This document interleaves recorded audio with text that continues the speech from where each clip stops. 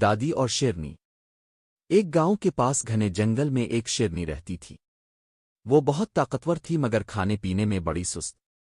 گاؤں میں ایک دادی رہتی تھیں۔ ایک دن وہ جنگل سے گزر رہی تھیں۔ ان کے ہاتھ میں کھانے سے بھری ٹوکری تھی، پوری پراٹھے مٹھائیاں سب کچھ۔ شیرنی نے دادی کو دیکھا اور سوچا، واہ، آج تو زبردست دعوت ملے گی۔ وہ دادی کے سامنے آ کر دھاڑی، مگر دادی ذرا بھی نہ گھبرائیں۔ وہ بولے، ارے بیٹی، تم تو بھوکی لگ رہی ہو، آؤ ساتھ بیٹھ کر کھاتے ہیں۔ دادی نے کھانا سامنے رکھا، مگر جیسے ہی شیرنی نے ایک نوالا لینے کی کوشش کی، دادی نے جھٹ پٹ سارا کھانا چٹ کر دیا۔ شیرنی حیران رہ گئی، ارے، یہ دادی تو مجھ سے بھی تیز کھاتی ہے۔